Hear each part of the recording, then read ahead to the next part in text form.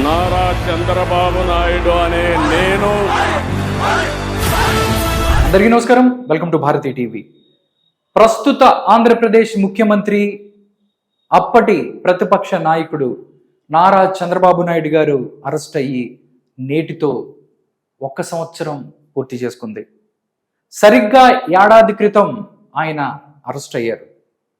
దీన్ని చంద్రబాబు నాయుడు అరెస్ట్ అయ్యి 1 year అనటం కన్నా వైసీపీ సమాధికి 1 year అంటం కరెక్ట్ అనిపిస్తుంది నాకు. ఎందుకంటే నిజంగా వైసీపీ తన మరణ శాసనాన్ని తానే లిఖించుకున్న రోజు ఈరోజు. నిజంగా ఒక్కసారి ఈరోజు గత ఏడాది క్రితం ఇదే రోజు ఏం జరిగిందో ఒక్కసారి గుర్తు చేసుకుంటే అందరి కళ్ళల్లోనూ ఒక్కసారి నీళ్ళు ఎలా తిరుగుతాయి. చంద్రబాబు నాయుడు అరెస్టుకు నేటితో ఏడాది. ఆ ఘటనతో తనకు తానే మరణ శాసనాన్ని లిఖించుకున్న వైఎస్ఆర్ కాంగ్రెస్ పార్టీ.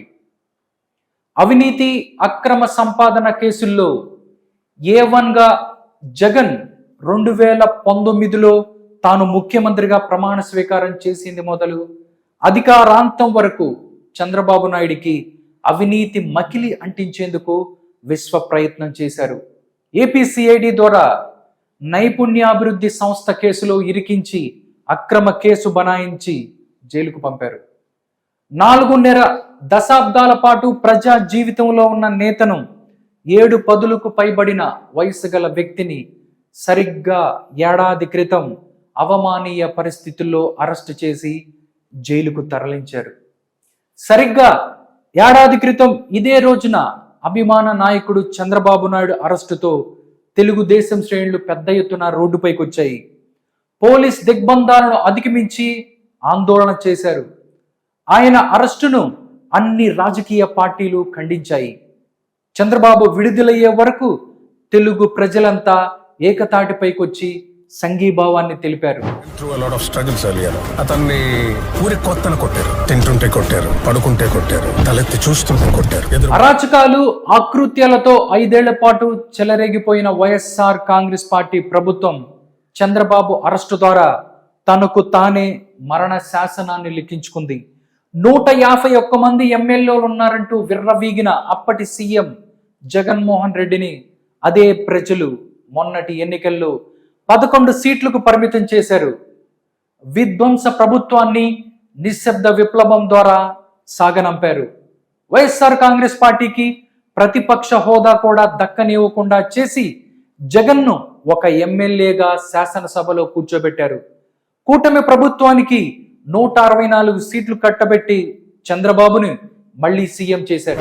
అన్ని వర్గాలు, అన్ని ప్రాంతాలు ప్రజలంతా కదం తొక్కి మీట నొక్కి కూటమికి కనీవిని ఎరగని విజయం కట్టబెట్టారు. నిజంగా అప్పుడు చంద్రబాబు నాయుడు అరెస్టులో పోలీసుల అత్యుత్సాహం కనిపించింది.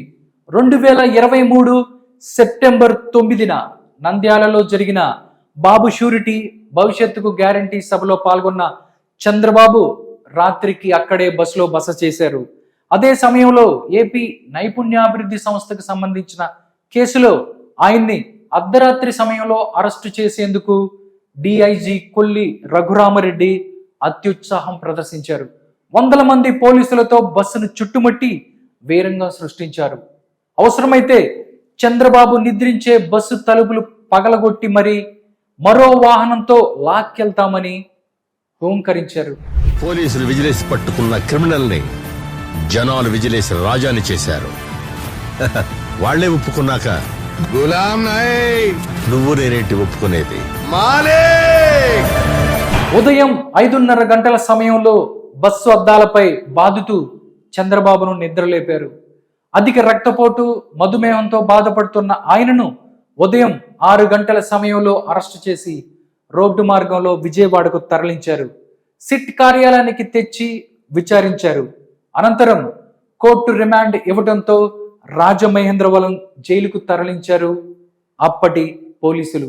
జగన్ ఉన్మాద ఆలోచనలకు వంతపాడారు అధికారులు. ఏపీ నైపుణ్యాభివృద్ధి సంస్థ ద్వారా 2.13 లక్షల మంది విద్యార్థులకు ప్రయోజనం కలిగింది.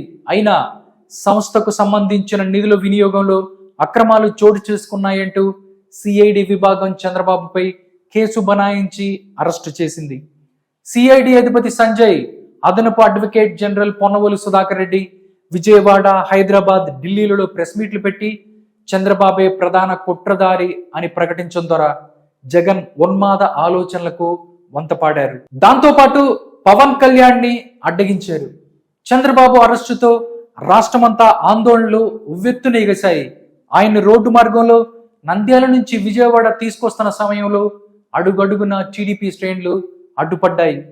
పెద్ద ఎత్తున పోలీసుల్ని మోహరించి వారిని లాఠీలతో చితకబాదుతూ ఈడ్చి పడేశారు. చంద్రబాబుకు సంఘీభావం తెలియజేసేందుకు హైదరాబాద్ నుంచి వస్తున్న జనసేనాని పవన్ కళ్యాణ్ ను విమానంలో రాకుండా అడ్డుకున్నారు. రోడ్డు మార్గాన వస్తుండగా పోలీసులు రాష్ట్ర సరిహద్దుల్లోనే అడ్డుకున్నారు.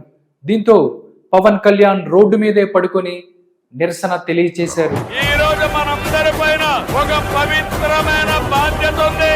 వైఎస్ఆర్ కాంగ్రెస్ పార్టీని చిత్తుగా ఓడించి సైకో నుంచి రాష్ట్రాన్ని విముక్తి చేయాలి. చంద్రబాబు త్వరగా విడుదల కావాలంటూ ఆలయాల్లో పూజలు చేసేందుకు వెళ్తున్న వారిపైన పోలీసులు ఉక్కువాదం మోపి అడ్డుకున్నారు.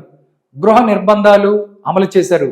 ఎప్పుడు ఇంటి నుంచి కదలని మహిళలు పోలీస్ నిర్బంధాన్ని దాటుకొని రోడ్లెక్కి చంద్రబాబుకు సంఘీభావం ప్రకటించారు.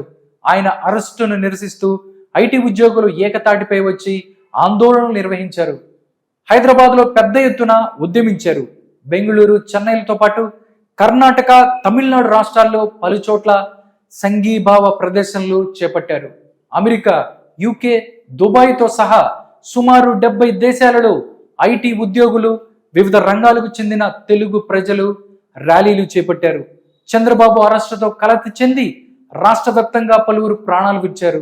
చంద్రబాబు సతీమణి భువనేశ్వరి నిజం గెలవాలి యాత్ర నిర్వహించి వారి కుటుంబాలకు తామున్నామంటూ భరోసా ఇచ్చారు. 2023 సెప్టెంబర్ 9న నైపుణ్యాభివృద్ధి సంస్థ కేసులో అరెస్ట్ అయి 52 రోజుల పాటు రాజమహేంద్రవరం సెంట్రల్ జైల్లో ఉన్న చంద్రబాబు ఏపీ హైకోర్టు అక్టోబర్ 31వ తేదీన మధ్యంతర బెయిల్ ఇచ్చింది. జైలు నుంచి విడుదలైన ఆయనకు విజయవాడ వరకు దారి పొడవునా ప్రజలు నీరాజనం పలికారు. 200 కిలోమీటర్ల ప్రయాణానికి సుమారు 13.5 గంటలు పట్టింది.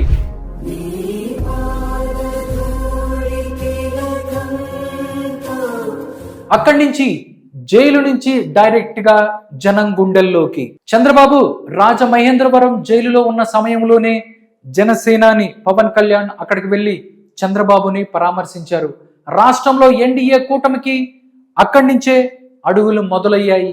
టీడీపీ జాతీయ ప్రధాన కార్యదర్శి నారా లోకేష్ ఎమ్మెల్యే బాలకృష్ణతో కలిసి జైలులో ఆయన్ని కలిసి వచ్చిన అనంతరం 2024 ఎన్నికల్లో తాము కలిసి పోటీ చేయబోతున్నట్లు ప్రకటించారు జనసేనాని. అనంతరం బీజేపీతో పొత్తు కుదిరింది. 3 పార్టీలు కూటమిగా కలిసి పోటీ చేశాయి. తిరుగులేని ప్రజాభిమానంతో 164 అసెంబ్లీ, 21 లోక్సభ స్థానాలలో ఎన్డీఏ కూటమి విజయ దుందుబి మోగించింది. చంద్రబాబు అక్రమ అరెస్టుతో గడమెత్తిన తెలుగు ప్రజలు వైఎస్ఆర్ కాంగ్రెస్ పార్టీకి ఓటుతో బుద్ధి చెప్పారు.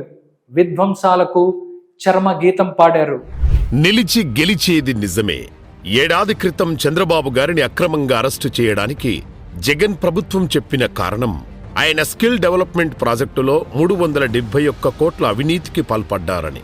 అదే నిజమైతే ఆనాడు వ్యవస్థలన్నింటినీ తన గుప్పెట్లోనే పెట్టుకున్న జగన్ బాబుగారి అవినీతికి సంబంధించిన ఒక్క ఆధారాన్ని అయినా ఎందుకు సంపాదించలేకపోయాడు?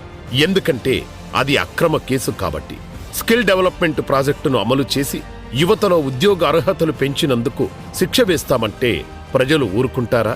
రాష్ట్రానికి ఒక ప్రపంచ స్థాయి రాజధానిని నిర్మించి ఇవ్వాలని తప్పించినందుకు Amaravati inner ring road case పెడతానంటే జనం ఊరుకుంటారా? సామాన్యుడికి ఉచిత ఇసుక ఇచ్చినందుకు కేసు పెడతా అంటే ప్రజలు ఊరుకుంటారా? అందుకే జగన్ని దారుణంగా ఓడించి నిజాన్ని గెలిపించారు ప్రజలు.